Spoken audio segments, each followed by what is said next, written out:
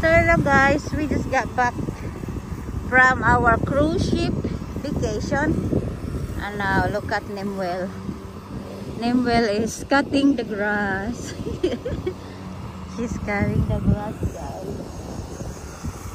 because next week, first week of July, I guess, he's going to have a surgery in his knee.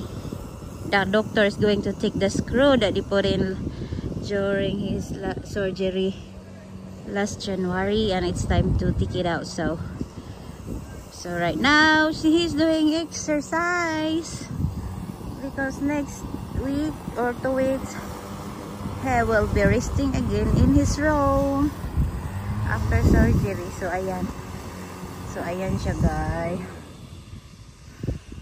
Tired? So he's tired na, guys. So he's tired. So I'll be the one will cut the grass in the back over there. So I'm just trying to let her out because he's been staying in his room and I want him to exercise. So ayan, tinutulungan niya ako. So ayan lang, guys, that's it. Thanks for watching and happy Wednesday, everyone. Happy Wednesday. Good job, baby. Oh my goodness, my baby is grown up now. He can help mommy to cut the grass and daddy. So ayan siya, guys.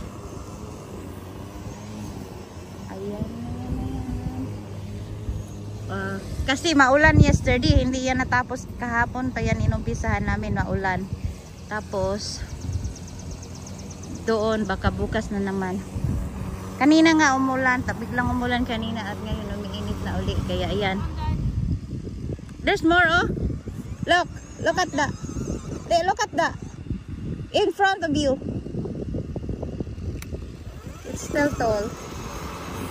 Go straight. Go straight.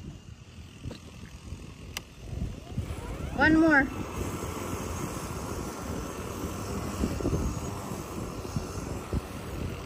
And this side. Look. Matlem. That side, this side. This one is straight. See?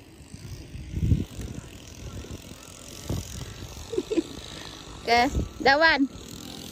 Okay, turn on. So doon, guys, may nag-cut din doon, oh. Okay. Turn on. Thanks, baby. Go straight, go straight. Alright, thanks for watching, everyone.